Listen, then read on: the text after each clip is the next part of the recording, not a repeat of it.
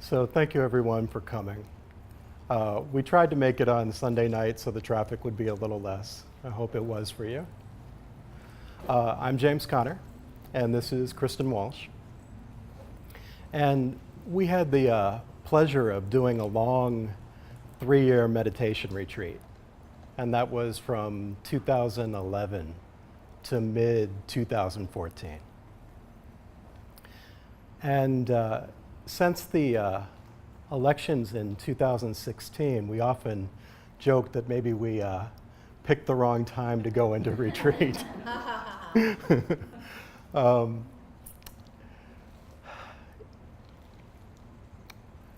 But it's a good opportunity for practice.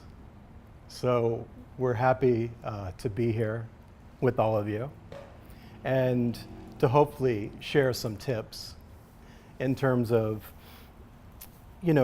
how to deal with things. Has anyone noticed that the world seems a little crazier than usual?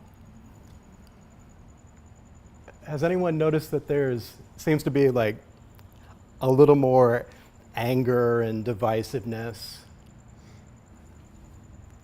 Yeah, us too. So we very much want to dedicate these teachings towards ending anger and hate and divisiveness. And so we're going to talk about Buddhist techniques that you can use to keep your mind at peace. One thing to remember though, the world has always been nuts. Back in the 8th century, Master Shantideva, the great Buddhist sage, whose name means angel of peace, he wrote, "Our entire planet is chaos and filled with madmen, created by the struggle of ignorance with a self." Does that sound like an accurate description of the world today? And so we recognize that for many people around the world and many people in America, this is a time of increased political strife. This is a time of increased cultural strife. And from the perspective of mental afflictions, it's a very dangerous time. So as practitioners, you want to be extra, extra careful. So we're going to talk about what is the Buddhist approach to dealing with an insane and unpredictable world. Okay. What can we do to keep our minds at peace? What can we do to increase goodness in the world?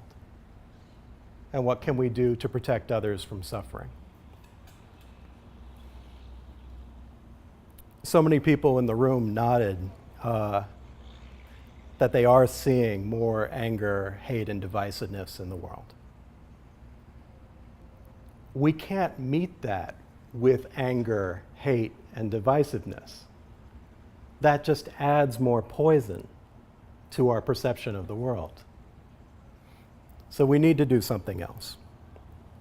But how can we deal with the world if you're seeing more corruption and more cruelty and more propaganda? You have to resist with the proper antidotes. And that's going to be the purpose of these classes. Can we heal division, anger, and other mental afflictions that afflict us all? Not just in the political context, but also in our own personal lives. We all have our own special set of mental afflictions that likes to disturb our peace throughout the day. And so these same techniques that we're going to use, you can aim them at the macro or you can aim them at the micro. It's going to be perfect for all those situations. Before we do get into a very Buddhist presentation, a very Master Shantideva presentation of how you slay mental afflictions, we just want to say honestly, we do share so many people's concerns about the direction of America right now. It is challenging to keep your mind at peace when political norms and political checks and balances that have ensured freedom for so many generations are breaking down in front of your eyes. It's challenging when you see your hard-earned tax dollars going to separating immigrant children from their parents and putting them in cages. We want you to know that we don't just meditate. Okay.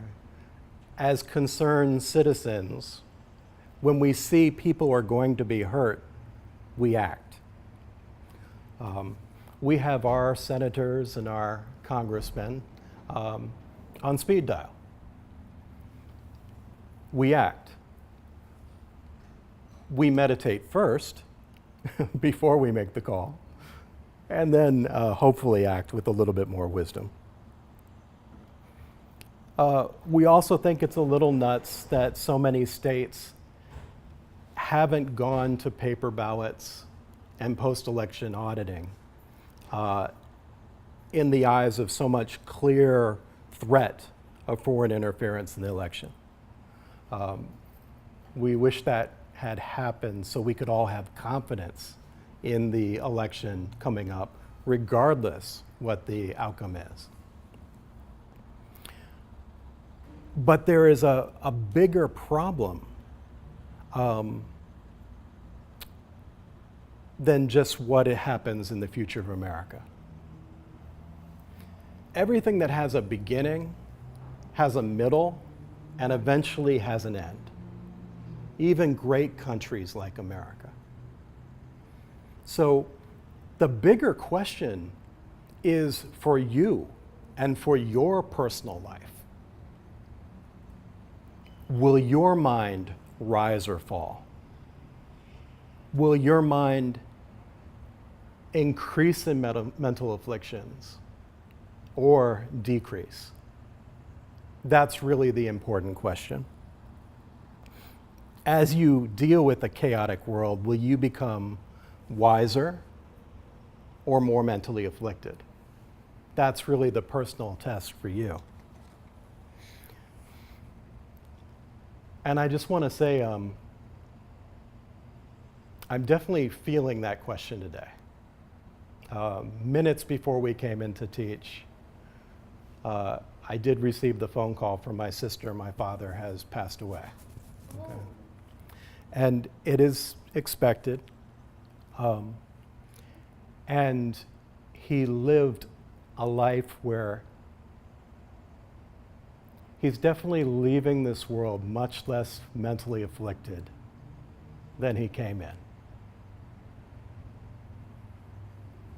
And so I feel really good about that, you know. And we did, as a family, get to spend time with him in the last few months of his life. And so I'm glad that we didn't go into three-year retreat during this time. But I really want to dedicate today's class to my father. He served this country very well. We'll be burying him in Arlington shortly. My grandfather's buried in Arlington Cemetery as well. They were both West Point graduates and military commanders. And they cared deeply about this country. And they passed that along to me as well.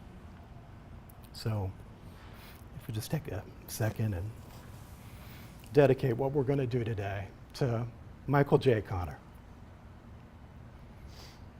I'm grateful he gave me an opportunity to meet these teachings.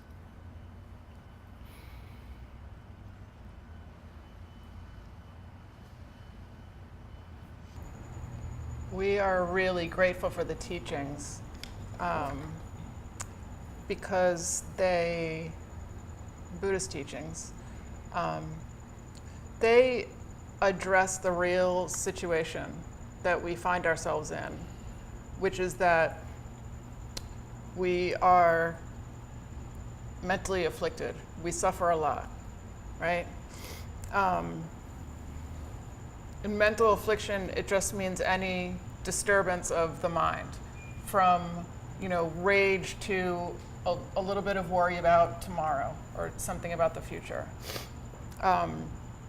We are racked with mental afflictions all the time. And the teachings are aimed at destroying mental afflictions, like completely destroying them, not reducing them and being a little bit happier, but eradicating all mental afflictions. It's a path of mental training to untangle your mind. And there are all these different methods because there's so many different types of people, and even the same person goes through so many different phases in their life, and they need different things at different times. So there are three main approaches that we're going to cover over the next 3 classes.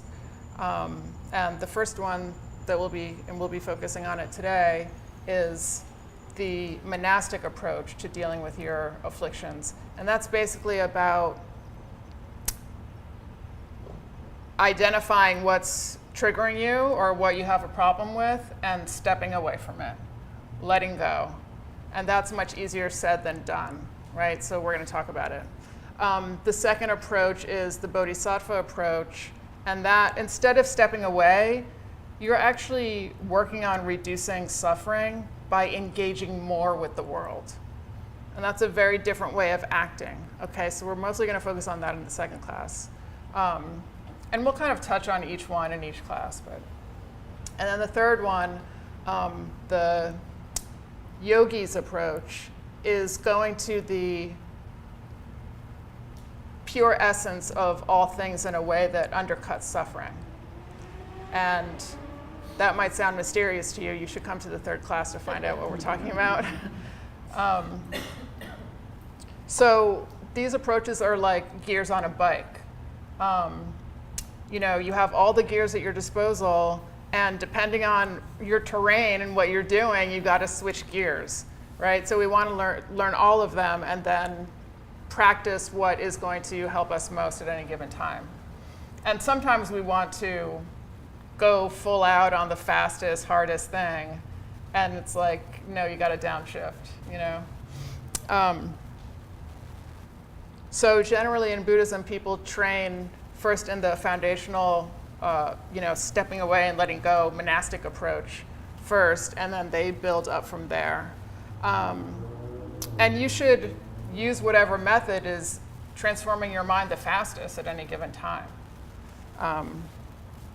And also, as you get good at these techniques, you'll start to see that the lines between them actually start to blur, and they really reinforce each other. So mental affliction is the only true enemy. This is the primary teaching in Buddhist and yogic philosophy. It tells us where the real fight has to occur. So the first technique we're going to teach you is how to identify where the real enemy is. Because if you don't know where the real enemy is, you can't even get in the fight. So it's a crucial technique to get really clear on. And Buddhist and yogic philosophy is very clear. The only enemy is the afflictions that disturb the mind, your pure crystal mind. And the ground it has to be fought on then is in the mind. So we're going to be quoting Master Shantideva quite a bit. His famous text and his life example are really great examples of somebody using these 3 Buddhist approaches, these 3 different gears, shifting through them over the course of his battle against mental afflictions, to end mental afflictions. And how many people know this book, The Guide to the Bodhisattva Way of Life? Okay. So just kind of a quick story for those that don't know Master Shantideva. He's an 8th century Buddhist monk. And he went to Nalanda University, which was the big university of the time. For many centuries, that was like the most incredible university on the planet. And he was ridiculed by other monks as Mr. Three Thoughts. He was so quiet, and he so kept to himself, and he so never appeared to be studying, that they said his realizations consisted of only 3 thoughts, which was sleeping, eating, and pooping. So they're Nalanda. They're the greatest minds on the planet in their eyes. They're the greatest Buddhist university that's probably ever existed. And so they're a little embarrassed to have Mr. Three Thoughts in their midst. So they decide on a plan. They're going to invite him to compose a teaching, and he must deliver it in front of the great assembly of monks. And they think that that's going to so embarrass him that he'll just kind of slink out of the monastery. Instead, he delivers one of the greatest and most profound texts ever spoken on the planet. The Bodhisattva Acharya Avatara, the guide to the Bodhisattva's way of life. And this becomes the quintessential text in Mahayana Buddhism for Bodhisattva deeds. How do you practice if you're somebody who wants to end suffering for everyone? And so his text is this incredible collection of method and wisdom teachings. And the arc of his text is mental afflictions are the only enemy. Here's 3 techniques that you can use in order to fight it. And so what we've done with these classes, these 3 classes, is we're trying to distill the essence of his great wisdom into something that will be practical for all of us to use to fight mental afflictions. Later, to be of a greater service to more people, Master Shantideva will leave the monastery.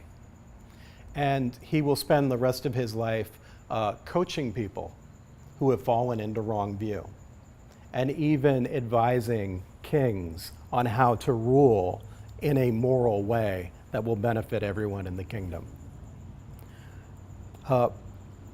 Master Shantideva focuses on mental afflictions. Have to stop them. So there's lots of ways to get to this realization that mental afflictions are the only enemy. But one of our favorites is the logic he uses in the Perfection of Patience chapter. Master Shantideva, the way the text is written in parts is it's so much like a debate. Like somebody says something and then he'll counter it. And suppose they say this and they counter it. And it ends up being like a really good discussion where people are trying to get to the truth of an issue. And so Master Shantideva says, hey, suppose somebody comes and beats you with a stick. And if you've ever spent time in India, for some reason, sticks, I don't know what about sticks in India, but it's a thing. Okay, something that you have to worry about. So suppose somebody comes and beats you with a stick. You should be mad at the stick because the stick is what hurts you. And we're all like, wait a second. The stick didn't do anything. It was propelled by a person. I'm angry at the person who propelled the stick. And Master Shantideva says, yeah, but what's propelling the person? See that it's mental affliction that's propelling the person. The person isn't the problem. Mental affliction is. Because if they didn't have that mental affliction propelling them, they would be nice. They wouldn't be hurting you. Okay? And it's really a piece of logic you have to chew on, because you can see it in your personal life.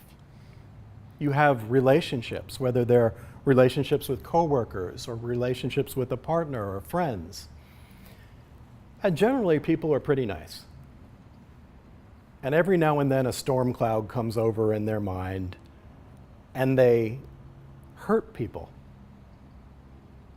But it's not their real nature, you see? Because if it was their true nature, they'd always be hurting. Okay. So when someone is acting badly, it's not that they have the nature of being bad, right? That is not their true nature. People change all the time. And if you could peel back the layers of a person to get to some core or some essence or some nature there, you would not find a bad nature. You also wouldn't find a good nature. You would find a lack of any true nature. There would be a lack of any true nature there. That's why we can change. That's why we can experience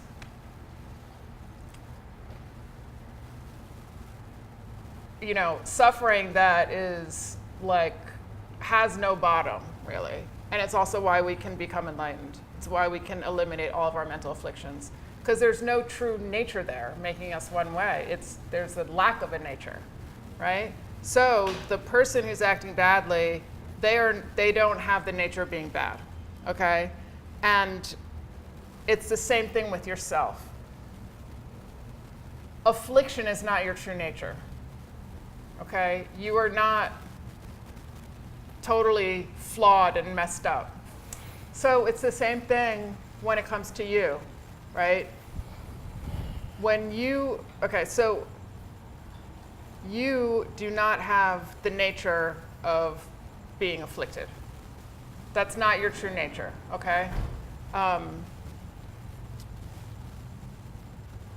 Your mind is much more like clear blue sky, okay?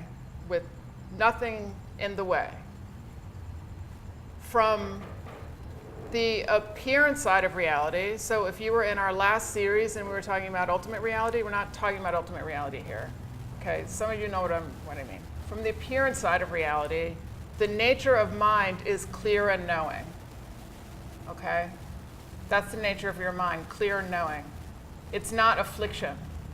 So affliction is more like a temporary storm cloud that's passing through your mind.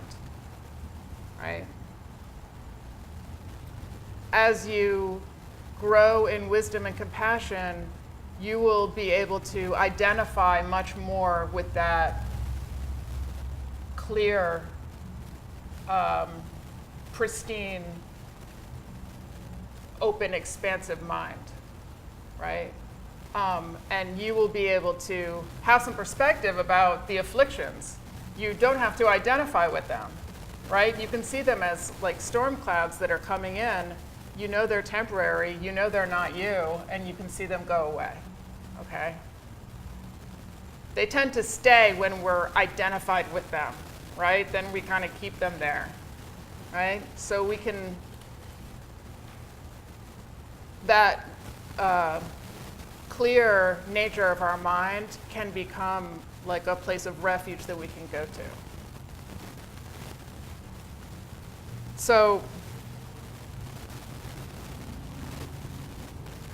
another reason that mental afflictions are the only real enemy is that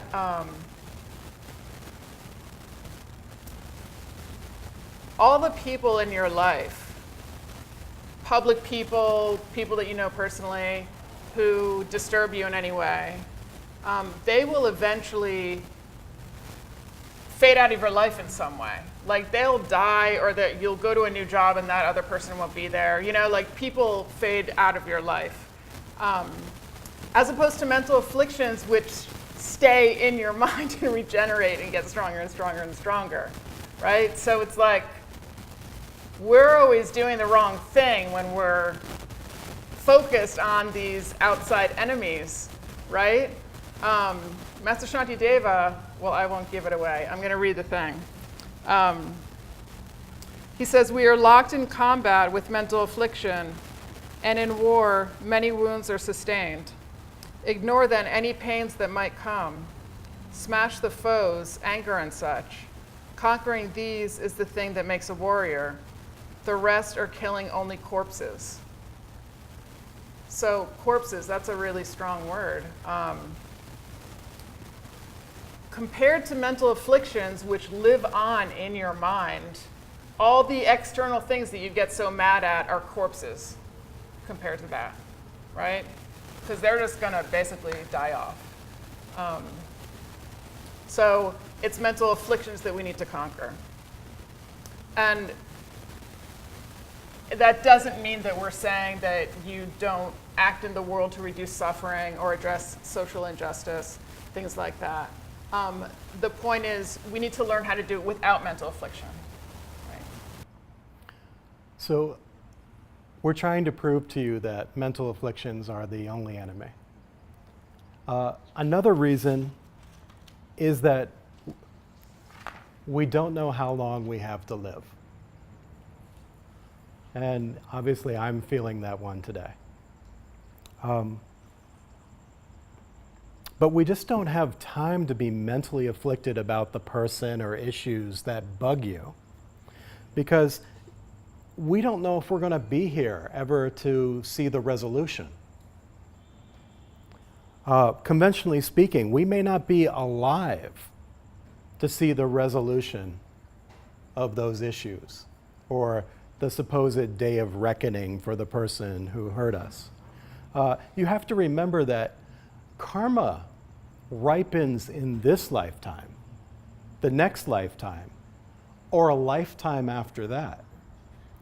And we are not very good at recognizing cause and effect ripening relationships. So even if you were to witness it, you may not even recognize it. So it's very important. Don't pass from this life carrying resentments. Don't pass from this life carrying anger, ill will towards other beings on the planet. You know, there was this really beautiful process with my father at the end of his life.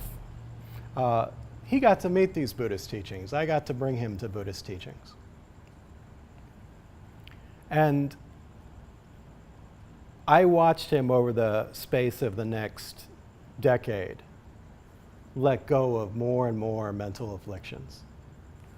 And he definitely left the happiest either my sister or I had ever seen him.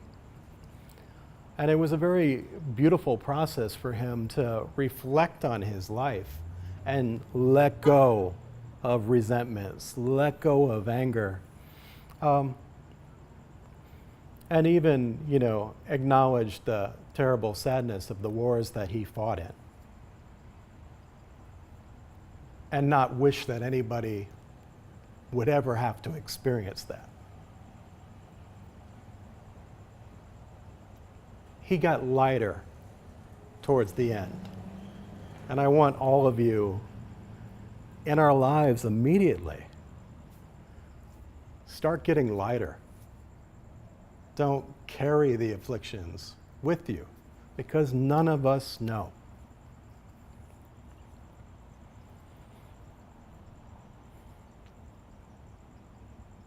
The other thing is, you know, Kristin said, it doesn't mean that we don't support pursuing justice. We just can't do it in a way that increases mental affliction. Mental affliction, you'll notice when people are mentally afflicted and trying to debate or argue, it doesn't change anyone's mind, does it? The camps just get harder and harder. Okay? So mental affliction isn't helping anybody. And it's not changing anyone's mind. Lord Atisha, the great 11th century innovator of the Lam Rim teachings, which is the steps on the path to enlightenment, he presented this complete and very accessible summary of the Dharma when the teachings moved from India to Tibet. And he told new Buddhists in the 11th century the same thing about mental afflictions. He said, if the root is poisonous, then the branches and leaves will also be poisonous. But if the root is wholesome, then the branches and leaves will also be wholesome. Likewise, when the root is desire, hatred, or ignorance, any activity one performs will be non-virtuous. So the stakes are really high. Anything you do while you're mentally afflicted isn't going to turn out well. Okay? Better not to do it at all. So the big thing with mental afflictions is they're the enemy. You can't coddle them. You can't be gentle with them. You can't be patient with them. They're the cause for all the suffering on the planet. We don't indulge them. We're going to slay them. Okay? And you'll notice in Buddhist texts, as you study more, the only time the language starts to get really aggressive and really fiery is when they're talking about destroying mental afflictions. A lot of times I hear people say, but I need my anger to act. Okay? The thing is that you'll find on the path, you need all your emotions. Like the goal of Buddhism is not to become some emotionless robot. Okay? Buddhas are very happy and they have joy. Okay? And they also have wrath. Okay? You're right, you do need your anger to act, but make sure it's aimed at the right target. Not a person, but the mental affliction, you see? The mental afflictions are the only thing that deserves wrath and anger. Gandhi was very famous for saying, hate the sin, love the person. Jesus taught the same thing, right? That the sin could be separated from the sinner. Forgiveness. People change. People can become good. We all can regret our failings and become better. That's the path. So Buddhism says the same thing, but instead of focusing on sin, Buddhism tends to focus on eliminating the causes of the sin. So instead of just continuing to pull weeds that can continue to sprout, Buddhism will look at the causes of the weeds, try to get to the root cause. And I think that's a very wise approach. The great masters, they declare absolute war on the mental afflictions, and they don't want us to stop until the battle is won. So that's what, we just want to read some verses from Master Shantideva that is getting at that. He says, the great enemies, anger, desire, and the rest, are not creatures with hands, legs, or the like. Neither are they great warriors or wily masters. So how did it happen that they have made me like their slave? They live in my mind and hurt me at their absolute will. It's completely wrong that I should tolerate and not feel anger for them. My patience with them is a disgrace. They've been my constant enemy for a very long time and are the one single cause that feeds and nourishes the entire mass of harmful things. How could I ever be free of all the terrors of cyclic life and feel gladness so long as they are rooted and fixed in my very heart? Mental afflictions are guards for the prison of cyclic life, for the hells and all the like. They are butchers that kill you. How could it ever be possible that I could have happiness so long as they are living in the net of desire that stays in my mind? Therefore, I must exert myself without letting up in my effort for even a moment until such time as I have directly and finally destroyed this enemy. I should therefore never turn back even for a single moment from the task of destroying the mental afflictions. I should get attached to them and learn to hate them and make war. These kinds of mental afflictions act to destroy the mental afflictions and so are not counted among them. Then he really raises the stakes here. You can tie me to a stake and burn me, kill me, or you can cut off my head. That would be fine. But I will never, in any shape or form, submit to my great enemy, the mental afflictions. So, first we get the clarity, mental afflictions are the problems, and then we declare all-out war on them. Okay, so step one is knowing who the real enemy is and where we're going to fight them. So let's see if we got our point across. Who's the real enemy? Mental afflictions. And where are we going to fight? Chris? In our minds. Okay, cool.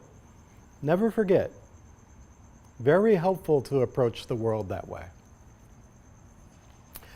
In step two, we need to know everything about how the enemy works.